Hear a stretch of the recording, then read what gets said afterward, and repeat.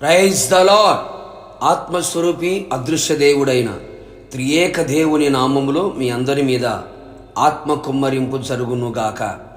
ఈ దినపు యేసయ్య జీవపు మాట అపోస్తులుల కార్యములు 1వ అధ్యాయం 5వ వాక్య భాగము. మీరు పరిశుద్ధాత్మలో బాప్తీసము పొందెదరు.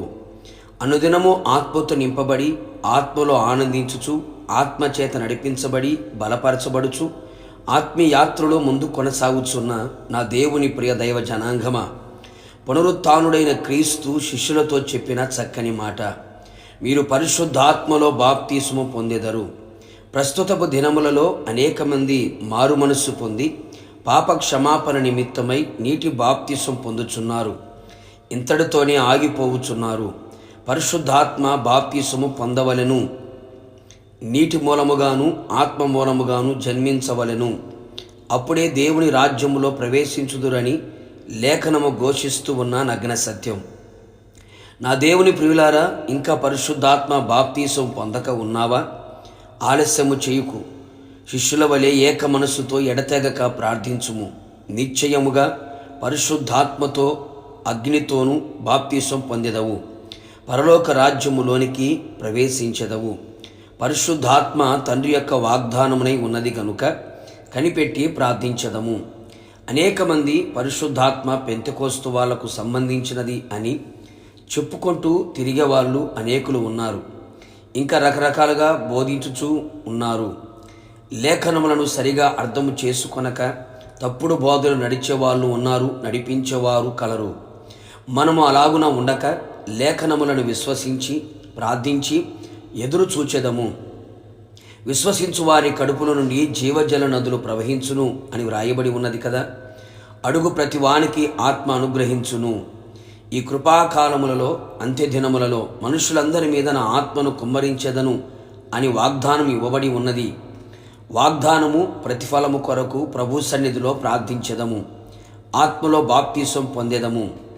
నీ హృదయము దేవుని ఎదుట సరైనదిగా ఉండునట్లు జాగ్రత్త పడము.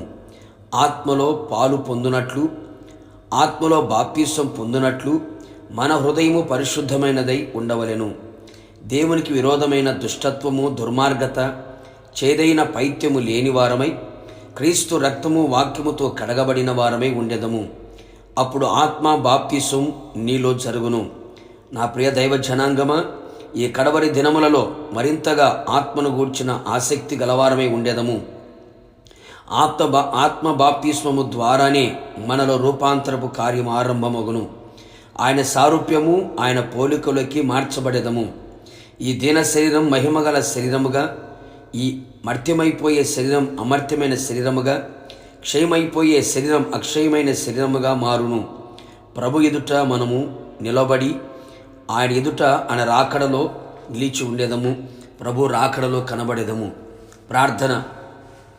ఆత్మస్వరూపైన యేసునాథ, నీ పరిశుద్ధమైన పాదములకి స్తుతి స్తోత్రములు చెల్లించుచు ఉన్నాం. మరొకసారి మీ జీవపు మాట చేత మమ్మల్ని అందరినీ కూడా మీరు బలపరిచినందుకై మిమ్మల్ని స్తుతిస్తూ ఉన్నాం. మేమంతరము కూడా ప్రభువా పరిశుద్ధాత్మలో బాప్తీసం పొందిన వారమై ఉండునట్లుగా కృప దయచేయండి. ఇంకా మారు మనసు పొంది బాప్తీసం పొంది అంతటితో నిలిచిపోయిన వారు అనేక మంది కలరు.